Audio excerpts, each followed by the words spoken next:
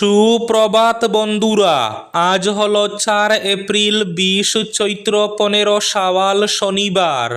আজকের সকালের বিশেষ বিশেষ খবরগুলি হলো: আগামী 9 এপ্রিল হিমন্তকে অসম থেকে চিরবিদায়, বললেন গৌরব গগৈ। কংগ্রেস ক্ষমতায় এলে শেমকানুর সঙ্গে মুখ্যমন্ত্রীর গোপন সম্পর্কের তদন্ত। 9 এপ্রিল থেকেই বিদায় যাত্রা শুরু বিজেপির, বললেন গৌরব গগৈ ও লুরিনজ্যোতি গগৈ। 4বার বিয়ের সুযোগ পাবে না, অভিন্ন দেওয়ানি বিধি নিয়ে বড় ঘোষণা অমিত শাহের। 2 রাজদ্বীপ নিয়ে শিলচর কাঁপালেন মুখ্যমন্ত্রী হিমন্ত। শিলচরে হিমন্ত বিশ্ব শর্মার মেগা রোড শো, শক্তি প্রদর্শন। সুনাইয়ে আকস্মিক সফরে রাজনৈতিক উত্তেজনা তুঙ্গে, প্রথম কোনো মুখ্যমন্ত্রী সোনাবাড়ি ঘাটে। অনুপ্রবেশের দায়ভার কার? গত 1 দশক ধরে কারা ক্ষমতায়? প্রশ্ন তুলে অমিত শাহ হিমন্তের সমালোচনায় সচিন পাইলট। আলগাপুর কাটলিছড়া আসনে প্রার্থী জুবায়ের এনামের পক্ষে জড়ো প্রচার পাইলটের। অনুপ্রবেশ নিয়ে পাল্টা প্রশ্ন তুলে বরাকের প্রচারাভিযান থেকে অমিত শাহ হিমন্তের তীর ঘুরিয়ে দিলেন রাজস্থানের প্রাক্তন উপমুখ্যমন্ত্রী সচিন পাইলট। বিজেপির হিন্দু মুসলিম রাজনীতির জবাব দেবেন অসমের জনতা, বললেন সচিন পাইলট। এক অবাক করা ঘটনা, দাম্পত্য কলহের জের, রাগের মাথায় স্ত্রীর নাক কামড়ে ছিঁড়ে দিলেন স্বামী। কুকিল থেকে গদ্দার, বাকযুদ্ধে সরগরম আলগাপুর কাটলিছড়া। আলগাপুর কাটলিছড়ায় ক্রমে জমে উঠছে চতুর্মুখী বুট লড়াই। বদরপুরে কংগ্রেসের সভা চলাকালীন বিজেপি কর্মীদের স্লোগানবাজি, উত্তেজনা। ভোটারদের ব্যক্তিগত তথ্য, ভোটার আইডি, আধার নম্বর, ব্যাংক অ্যাকাউন্ট, মোবাইল নম্বর কাউকে দেবেন না। আগামী ভোট নিয়ে ভোটারদের সতর্ক থাকতে পরামর্শ নির্বাচন কমিশনের। 50,000 ভোটে মিলনকে জেতান, এই ভোটেই ঠিক হবে হাইলাকান্দির ভবিষ্যৎ, বললেন মুখ্যমন্ত্রী হিমন্ত বিশ্ব শর্মা। বেকারত্বের অজুহাতে সন্তানের ভরণ পোষণের দায়িত্ব এড়ানো যাবে না, কড়া বার্তা উত্তরাখণ্ড হাইকোর্টের। বিমানে বিনামূল্যের আসন নিয়ে সিদ্ধান্তে পিছু হটল কেন্দ্র, পুরনো নির্দেশ স্থগিত। বিস্তারিত থাকবে প্রতিবেদনে। এবং থাকবে আজকের বরাক উপত্যকার 3 জেলার আবহাওয়ার খবর। তাহলে বিস্তারিত খবরে যাওয়ার আগে অবশ্যই ভিডিওটিতে একটি লাইক করে চ্যানেলটি সাবস্ক্রাইব করে পাশের বেল আইকনটি বাজিয়ে রাখবেন এবং ফেসবুক পেজটি ফলো করে ভিডিওটি অবশ্যই শেয়ার করবেন, যাতে সঠিক তথ্যগুলো সবার কাছে পৌঁছাতে পারে। এবার শুনুন আজকের খবরগুলির বিস্তারিত। প্রথম খবর, 9 এপ্রিল হিমন্ত বিশ্ব শর্মাকে অসম থেকে চিরবিদায়, বললেন গৌরব গগৈ। কংগ্রেস ক্ষমতায় এলে শেমকানুর সঙ্গে মুখ্যমন্ত্রীর গোপন সম্পর্কের তদন্ত। 9 এপ্রিল থেকেই বিদায় যাত্রা শুরু বিজেপির। প্রগতিশীল সমৃদ্ধশালী নতুন অসম গড়ে তোলার সুযোগ এসেছে। অসমের জনতা এবার দুর্নীতি, ভ্রষ্ট এবং সিন্ডিকেটের সঙ্গে জড়িত লোকেদের চিরকালের জন্য বিদায় দেবেন। 9 এপ্রিল সেই বিদায়। শুক্রবার স্বরূপতার কেন্দ্রের বিরোধী ঐক্যের প্রার্থী জীবন চুটিয়ার সমর্থনে এক বিশাল জনসভায় এই মন্তব্য করেন প্রদেশ কংগ্রেসের সভাপতি গৌরব গগৈ। বিরোধী দলের 3 গগৈ একত্রিত হওয়ার পর উজান অসমে বিরোধী শিবিরে ব্যাপক উৎসাহ দেখা যায়। 3 গগৈর এই জোট শাসক শিবিরের সামনে এক চ্যালেঞ্জ। বিজেপি মিত্রশক্তি দফায় দফায় বিরোধীর অগ্রগতি প্রতিহত করতে রণনীতি পরিবর্তন করছে। বিজেপির স্টার ক্যাম্পেনারেরও ভিড় বাড়ছে। এদিন বিজেপির দুর্গ স্বরূপতার কেন্দ্রের নলিতিতে অনুষ্ঠিত বিরোধী ঐক্যের সমাবেশ থেকে সিন্ডিকেট ও মাফিয়ার সঙ্গে জড়িত লোকেদের ক্ষমতা থেকে উৎখাতের ডাক দেন বিরোধী শিবিরের 2 গগৈ, গৌরব গগৈ এবং লুরিনজ্যোতি গগৈ। দুই, রাজদ্বীপ নিয়ে শিলচর কাঁপালেন মুখ্যমন্ত্রী হিমন্ত। শিলচরে হিমন্ত বিশ্ব শর্মার মেগা রোড শো, শক্তি প্রদর্শন। আসন্ন বিধানসভা নির্বাচনকে সামনে রেখে শিলচরে নির্বাচনী প্রচারে জোরদার তৎপরতা শুরু করেছে বিজেপি। দলের প্রার্থী ডক্টর রাজদীপ রায় শিলচর এবং রাজদীপ গোয়ালা উদারবন্দের সমর্থনে প্রচারে অংশ নিতে এদিন শিলচরে উপস্থিত হন মুখ্যমন্ত্রী হিমন্ত বিশ্ব শর্মা। শুক্রবার সন্ধ্যায় তার নেতৃত্বে শিলচরে অনুষ্ঠিত হয় এক মেগা রোড শো। ইটখলা ময়দান থেকে শুরু হয় এই রোড শোতে হাজার হাজার বিজেপি কর্মী সমর্থক এবং সাধারণ মানুষ অংশগ্রহণ করেন।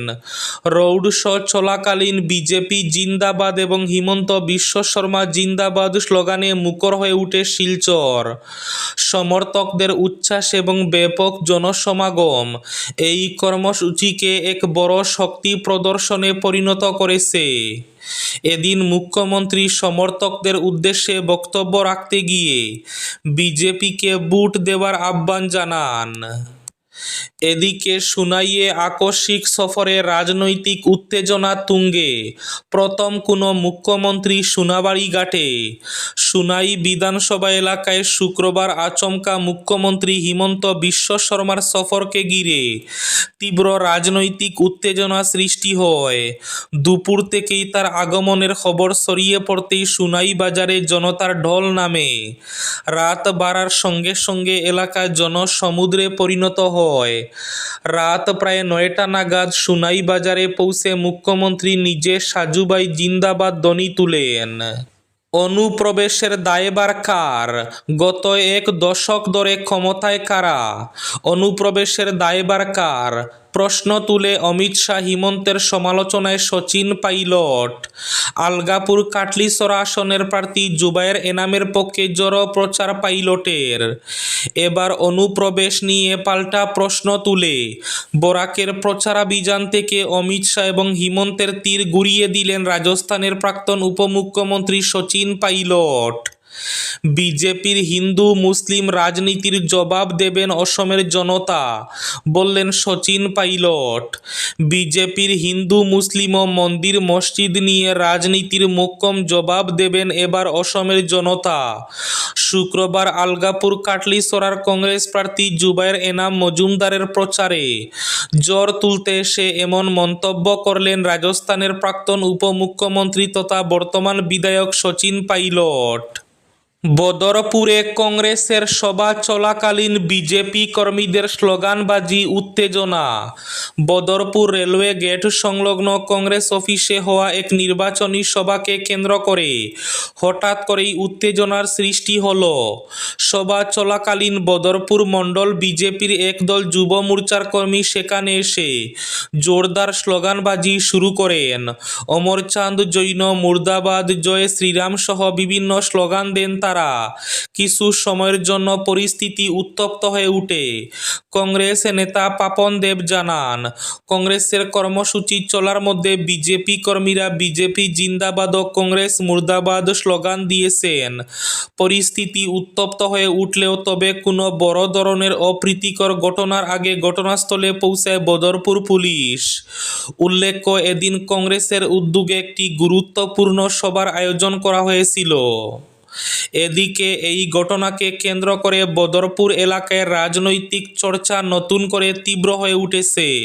4বার বিয়ের সুযোগ পাবে না, অভিন্ন দেওয়ানি বিধি নিয়ে বড় ঘোষণা অমিত শাহের। দেশের মধ্যে উত্তরাখণ্ড প্রথম রাজ্য যেখানে অভিন্ন দেওয়ানি বিধি বা ইউনিফর্ম সিভিল কোড চালু হয়েছে। অসম দ্বিতীয় রাজ্য হতে চলেছে, এমনটাই ইঙ্গিত দিলেন কেন্দ্রীয় স্বরাষ্ট্রমন্ত্রী অমিত শাহ। অবৈধ অনুপ্রবেশের বিরুদ্ধে বিজেপির কঠোর অবস্থান স্পষ্ট করে অমিত শাহ বলেন যে ভোট দিয়ে বিজেপিকে যদি ফের ক্ষমতায় আনা হয় তাহলে অনুপ্রবেশকারীদের বিরুদ্ধে কড়া পদক্ষেপ করা হবে। তিনি বলেন, অসমে আমাদের 5 বছর দিন, আমরা রাজ্য থেকে অনুপ্রবেশকারীদের উৎখাত করব এবং সবাইকে ফেরত পাঠাবো। অভিন্ন দেওয়ানি বিধিতে নিশ্চিত করা হবে যে অনুপ্রবেশকারীরা যাতে 4বার বিয়ে করতে না পারে। ছাব্বিশের বিধানসভা নির্বাচনের আগে ভোটারদের সতর্ক থাকতে পরামর্শ নির্বাচন কমিশনের। ভোটারদের সুরক্ষা এবং সচেতনতা বাড়াতে শুক্রবার একটি গুরুত্বপূর্ণ জনসচেতনতামূলক পরামর্শ জারি করল অসমের প্রধান নির্বাচন আধিকারিকের দফতর। আসন্ন বিধানসভা নির্বাচনের প্রেক্ষাপটে জারি হওয়া এই বার্তায় ভোটারদের বিভিন্ন প্রলোভন, ভুয়ো প্রতিশ্রুতি এবং তথ্য জালিয়াতি থেকে সতর্ক থাকার আহ্বান জানানো হয়েছে। দফতরের তরফে জানানো হয়েছে, কোনো রাজনৈতিক দল বা সংগঠন সরকারি সুবিধা দেওয়ার নামে ভোটারদের প্রভাবিত করতে পারে না। একই সঙ্গে তথাকথিত গ্যারান্টি কার্ড বা নির্দিষ্ট অঙ্কের অর্থ প্রদানের প্রতিশ্রুতিও আইনগতভাবে অবৈধ এবং এর কোনো বাস্তব ভিত্তি নেই। নির্বাচন কমিশনের নিয়ম অনুযায়ী ভোটারদের ব্যক্তিগত তথ্য সংগ্রহ করে সুবিধা দেওয়ার প্রতিশ্রুতি দেওয়া ঘুষ হিসাবে বিবেচনা করা হয় এবং তা শাস্তিযোগ্য অপরাধ। এই পরামর্শে আরও বলা হয়েছে, ভোটারদের উচিত নিজেদের ব্যক্তিগত তথ্য যেমন ভোটার আইডি, আধার নম্বর, ব্যাংক অ্যাকাউন্ট বা মোবাইল নম্বর কাউকে না দেওয়া। এছাড়া কোনো অ্যাপ, ওয়েবসাইট বা ফোন নম্বরের মাধ্যমে প্রলোভন দেখিয়ে তথ্য সংগ্রহের প্রচেষ্টার বিরুদ্ধেও সতর্ক থাকতে বলা হয়েছে। দাম্পত্য কলহের জের, রাগের মাথায় স্ত্রীর নাক কামড়ে ছিঁড়ে দিলেন স্বামী।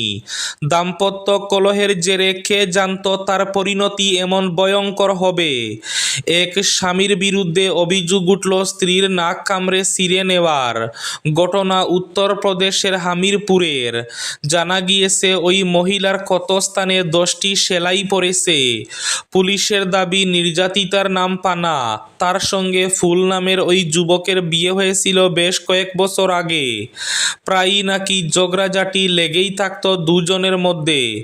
ঘটনার দিন সেই ঝগড়াই চরম মাত্রায় পৌঁছেছিল, আর তখনই ফুল নিজের উপরে নিয়ন্ত্রণ হারিয়ে কামড়ে ছিঁড়ে নেন পানার নাক। সেই সঙ্গে কামড় দেন গালেও। সঙ্গে সঙ্গে তাকে হাসপাতালে নিয়ে যাওয়া হয়। দ্রুত তার চিকিৎসা শুরু হয়। সেলাই পরে 10টি। পরে সেখান থেকে তাকে ঝাঁসির মেডিকেল কলেজে পাঠানো হয়। আপাতত সেখানেই তিনি চিকিৎসাধীন। চিকিৎসকদের পরামর্শ, পানার মুখের গড়ন পরন প্রবলভাবে ক্ষতিগ্রস্ত হয়েছে নাকের ওই অবস্থা হওয়ায় এই পরিস্থিতিতে প্লাস্টিক সার্জারির পক্ষেই সওয়াল করছেন তিনি। বেকারত্বের অজুহাতে সন্তানের ভরণ পোষণের দায়িত্ব এড়ানো যাবে না, কড়া বার্তা উত্তরাখণ্ড হাইকোর্টের। বেকারত্বের অজুহাত দেখিয়ে সন্তানের ভরণ পোষণের দায় এড়ানো যাবে না, গুরুত্বপূর্ণ বার্তা দিল উত্তরাখণ্ড উচ্চ আদালত। আদালত জানিয়ে দিয়েছে, শারীরিকভাবে সক্ষম ও শিক্ষিত কোনো ব্যক্তি শুধু নিজেকে বেকার দাবি করলেই আইনি দায়িত্ব থেকে মুক্তি পেতে পারেন না। বিমানে বিনামূল্যের আসন নিয়ে সিদ্ধান্তে পিছু হটল কেন্দ্র। পুরনো নির্দেশ স্থগিত। বিমান যাত্রায় যাত্রীদের স্বস্তি দিতে আসন বাছাইয়ে অতিরিক্ত খরচ কমানোর যে সিদ্ধান্ত নেওয়া হয়েছিল, সেখান থেকে আপাতত সরে এলো কেন্দ্রীয় সরকার। শুক্রবার বিমান পরিবহন মন্ত্রক আগের নির্দেশ প্রত্যাহার করে জানিয়েছে, বিষয়টি নিয়ে আরও আলোচনা প্রয়োজন। গত মাসে নির্দেশ দেওয়া হয়েছিল, কোনো বিমানের মোট আসনের 60% পর্যন্ত যাত্রীদের জন্য আসন বাছাইয়ের ক্ষেত্রে অতিরিক্ত অর্থ নেওয়া যাবে না। এর ফলে সাধারণ যাত্রীদের কিছুটা স্বস্তি মিলবে বলে আশা করা হয়েছিল। তবে এই সিদ্ধান্তের বিরোধিতা করে একাধিক বিমান সংস্থা। আজকের বরাক উপত্যকার 3 জেলার আবহাওয়ার খবর। আজও বরাক উপত্যকার 3 জেলার আকাশ মেঘলার পাশাপাশি হালকা বৃষ্টির পূর্বাভাস। শিলচর কাছাড়ে আজ সর্বোচ্চ তাপমাত্রা থাকবে 30 ডিগ্রি সেলসিয়াস এবং সর্বনিম্ন তাপমাত্রা থাকবে 19 ডিগ্রি সেলসিয়াস। শ্রীভূমি তথা করিমগঞ্জ জেলায় আজ সর্বোচ্চ তাপমাত্রা থাকবে 30 ডিগ্রি সেলসিয়াস এবং সর্বনিম্ন তাপমাত্রা থাকবে 18 ডিগ্রি সেলসিয়াস। হাইলাকান্দি জেলায় আজ সর্বোচ্চ তাপমাত্রা থাকবে 30 ডিগ্রি সেলসিয়াস এবং সর্বনিম্ন তাপমাত্রা থাকবে 19 ডিগ্রি সেলসিয়াস। এবার শেষ খবরটি। কুকিল থেকে গাদ্দার, বাকযুদ্ধে সরগরম আলগাপুর কাটলিছড়া। আলগাপুর কাটলিছড়ায় ক্রমে জমে উঠেছে চতুর্মুখী বুট লড়াই। নির্বাচনের ডাকে কাটি পড়তেই আলগাপুর কাটলিছড়া বিধানসভা কেন্দ্র যেন এক নাট্যমঞ্চে পরিণত হয়েছে। দিন যত গড়াচ্ছে ততই উত্তাপ বাড়ছে রাজনীতির অন্দরমহলে। 15 জন প্রার্থী প্রতিদ্বন্দ্বিতায় নামলেও আসল লড়াই যেন জমে উঠতে শুরু করেছে কয়েকটি শক্তিশালী মুখকে ঘিরে। নির্দল প্রার্থীদের মধ্যে অন্যতম প্রার্থী সুজামুদ্দিন লস্কর।